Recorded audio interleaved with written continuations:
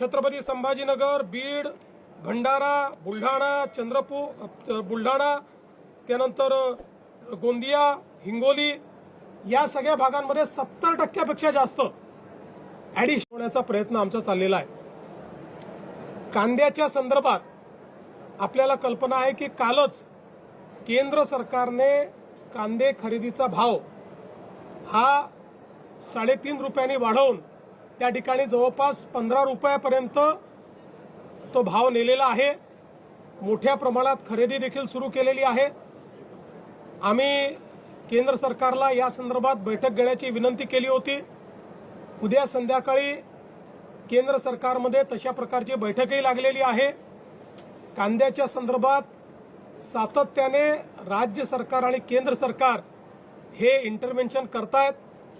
15 रुपयाची खरेदी ही आपण सुरू केलेली आहे। मार्केट इंटरव्हेन्शन आपण सुरू केलेलं आहे। निश्चितपणे शेतकऱ्याच्या संदर्भात राज्यातलं सरकार हे संवेदनशील आहेत। काही लोक विनाकारण या संदर्भात राजकारण करू इच्छितात आणि फोटो ऑपॉर्च्युनिटी करण्याचा प्रयत्न करतायत। त्यांनाही माझं सांगणं आहे की जर राज्य सरकारने आणि केंद्र सरकारने 15 रुपयाने खरेदीचा निर्णय केलाय, तुमच्या काळात कधी केला होता काय दाखवा, तो कधीच दिसणार नाही।